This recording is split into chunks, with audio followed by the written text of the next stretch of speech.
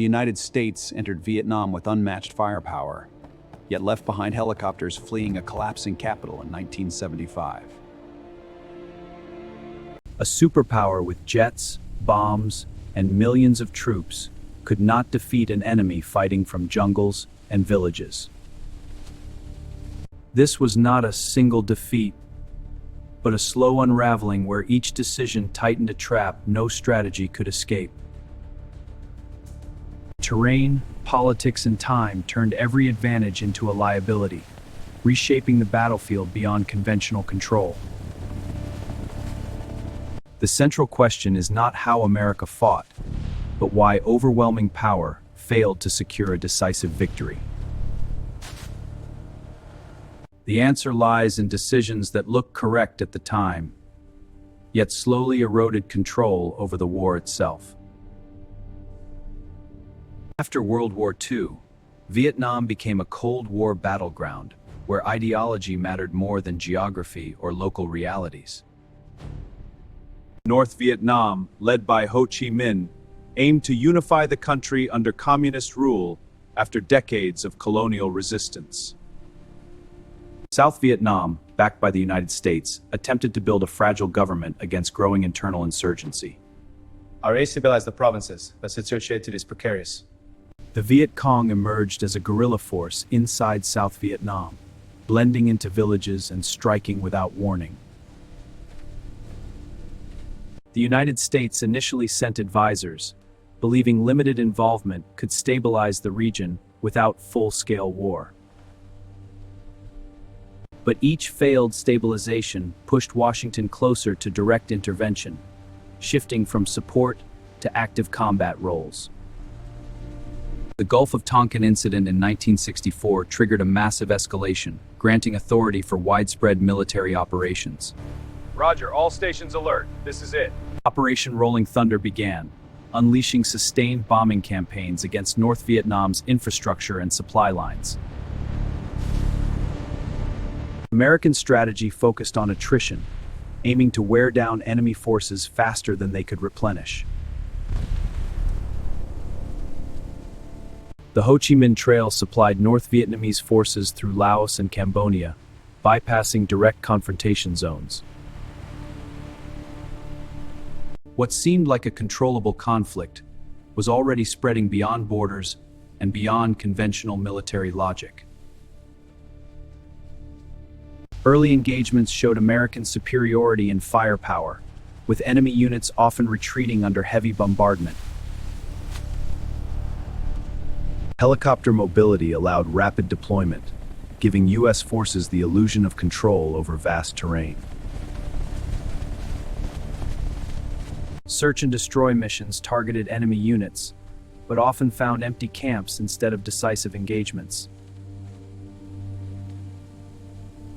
The enemy avoided large battles, preserving strength while forcing Americans into prolonged, exhausting patrols. Body count became the metric of success, masking the absence of strategic progress on the ground. Each tactical win failed to secure territory, as enemy forces returned once American units moved out. Villagers were caught between sides, turning the population itself into a contested and unstable battlefield. The jungle concealed movement, nullifying visibility and allowing ambushes at close range without warning. Tunnel systems allowed the enemy to disappear underground, surviving bombardments and re-emerging unpredictably. American forces controlled the air, but the ground war remained fragmented and resistant to decisive control. Every operation extended supply lines deeper into hostile terrain, increasing vulnerability to disruption. The war began to stretch time itself, with no clear endpoint or visible path to victory. Decision points multiplied, but each solution created new problems that widened the strategic gap. The battlefield was no longer about defeating armies, but controlling a landscape that resisted occupation. By 1967, troop levels surged, but rising numbers could not solve a war built on concealment, endurance, and local control. General Westmoreland believed sustained pressure could break enemy capacity before American patience broke at home. Yet the enemy measured success differently, absorbing punishment while preserving the ability to strike at chosen moments. The war widened into a contest of will, where surviving long enough became more decisive than winning quickly. American fire bases multiplied across South Vietnam, projecting force but also exposing fixed points to constant harassment. From hidden positions below, pacification efforts tried to secure villages, but insecurity returned wherever troops could not remain permanently. The enemy watched this pattern closely and prepared to attack not just troops, but the illusion of control itself. Intelligence warnings existed, yet many commanders still expected another rural offensive rather than a nationwide urban shock. That assumption became fatal because it left political centers psychologically exposed, even where defenses looked adequate on paper. The Tet holiday approached, a moment when many expected reduced activity instead of synchronized escalation. Behind that surface calm, communist forces moved weapons, couriers, and assault teams towards cities across the South. This was the first mini-climax. The trap was no longer in remote jungle, but inside the cities America claimed secure. What Washington called progress was about to collide with images that would shatter confidence far beyond the battlefield.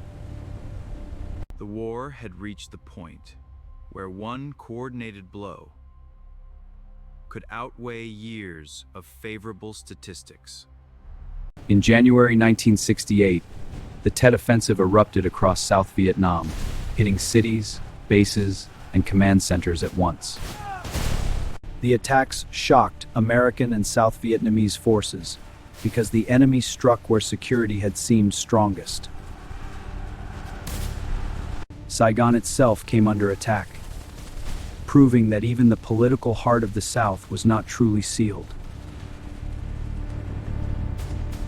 The U.S. Embassy compound in Saigon was penetrated, creating one of the war's most devastating symbolic images.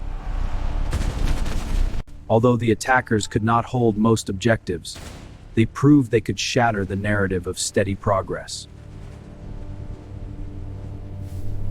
Hue became one of the fiercest battlegrounds, where control of streets and strong points turned into weeks of brutal combat. Urban warfare erased many American advantages, forcing costly house-to-house fighting under constant uncertainty. The offensive failed militarily to spark a general uprising, but it succeeded in altering strategic perception.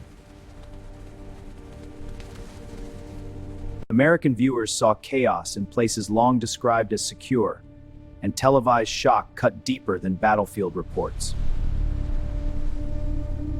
Tet exposed the gap between official optimism and the war's true resilience, and that gap became politically lethal. The enemy's reach is far greater than we thought. This is damaging. This was the second mini-climax. America won many local battles, yet lost control of the war's public meaning. From that point forward, the conflict was no longer only military, it became a countdown of political endurance. After Tet, confidence in victory collapsed enough that escalation no longer looked like a path to resolution. The support just isn't there anymore. We need a new strategy. I have ordered a limitation of bombing in Vietnam, and I shall not seek nor will I accept the nomination of my party for another term as your president. Negotiations opened in Paris, but diplomacy unfolded while fighting continued, prolonging uncertainty on every front. The Nixon administration pursued Vietnamization, shifting more combat burden to South Vietnamese forces while reducing U.S. troops. Yet withdrawal did not end the war, it merely changed who carried the heaviest immediate cost. Cross-border operations and continued bombing tried to pressure Hanoi without restoring durable control inside South Vietnam. The war's central failure was now unmistakable. Battlefield power could disrupt, but not secure a lasting political outcome. When the Paris Peace Agreement was signed in January 1973, it formalized U.S. exit more than true settlement. American combat forces departed, but North Vietnamese strength and South Vietnam's structural weakness remained dangerously intact. Without direct U.S. ground support, the balance shifted steadily as communist forces prepared for the final offensive. By 1975, South Vietnamese defenses were collapsing faster than diplomacy or aid could stabilize them. The irreversible climax arrived when Saigon itself was encircled, and all remaining options narrowed into evacuation. In April 1975, helicopters lifted evacuees from rooftops as the last image of American power turned into retreat. When North Vietnamese tanks entered Saigon, the war ended not with negotiated balance, but with total political reversal. South Vietnam ceased to exist as an independent state, and reunification came under communist control. For the United States, Vietnam became a warning that military superiority cannot replace legitimacy, clarity, or local alignment. The war also reshaped American politics, media trust, and public tolerance for long foreign interventions. Its veterans carried home visible and invisible wounds, while the nation struggled to define sacrifice without victory. In military history, Vietnam became the classic case where attrition failed against an enemy built for endurance. In political history, it showed how public perception can become a battlefield as decisive as any city or jungle. America did not lose Vietnam in one day. It lost it through years of correct-looking choices, solving the wrong problem. That is why Vietnam still matters. It remains the clearest warning that power without fit can become its own trap.